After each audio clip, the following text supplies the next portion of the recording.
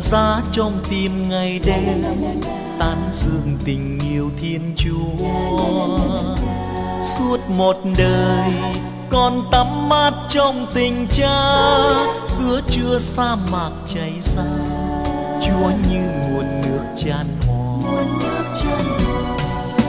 Xin dâng lên Chúa tiếng yêu ngọt ngào, nguyện ghi nhớ thanh ngân Ngài Cha, nguyện theo chân Chúa đi qua, đôi ta bỏ hay thập giá. Ôi tình yêu Chúa mênh mang trần đời, tình yêu Chúa bao la trùng khơi, thuyền hồn con mãi êm trôi, hương tình yêu ôi tuyệt vời. Tiếng gọi nào dồn dã vang trong chiều mơ, vồn vã cánh tay Ngài đưa, dắt con vào miền thương nhớ. Chén rượu đào Ngài chuốc chứa chan ngày nào, bánh thơm ân huệ Chúa trao, tháng năm tình mến dâng trào. Xin dâng lên Chúa tiếng yêu ngọt ngào, nguyện ghi nhớ thanh ngân Ngài Cha, nguyện theo chân Chúa đi qua, đôi ta bỏ hay thập giá.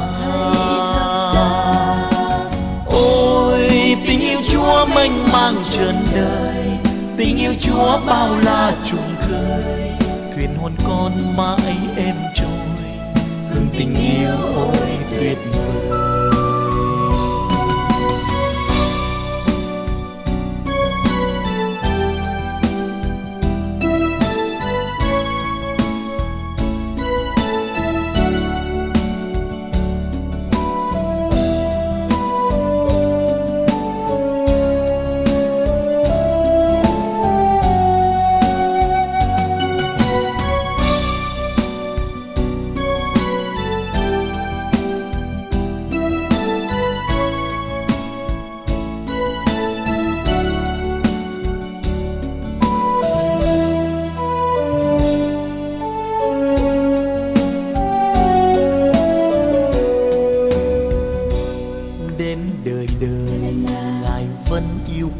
Mà thôi Ngài vẫn yêu con chẳng nguôi, dẫu cho trần gian tan biến.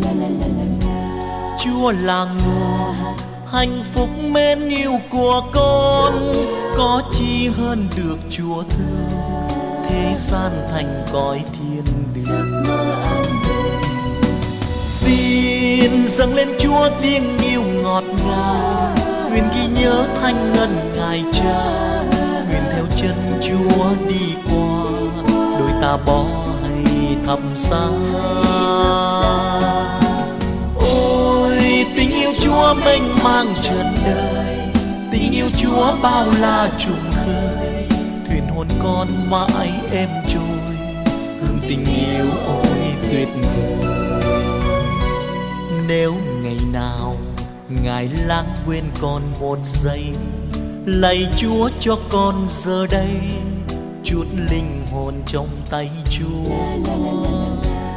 Nếu ngày nào trần thế khiến con mải mê, Chúa ơi xin đừng chối chê, hãy thương dìu bước con về.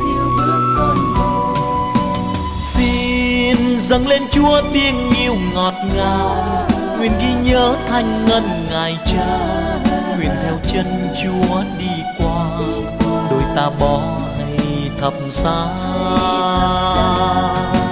Ôi tình yêu Chúa mênh mang trần đời, tình yêu Chúa bao la trùng khơi, thuyền hồn con mãi êm trôi, hương tình yêu ôi tuyệt vời.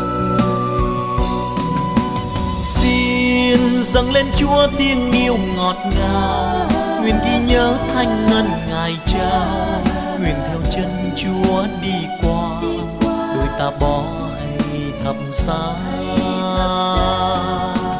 Ôi tình yêu Chúa mênh mang trần đời, tình yêu Chúa bao la trùng khơi, thuyền hồn con mãi êm trôi, hương tình yêu ôi tuyệt vời.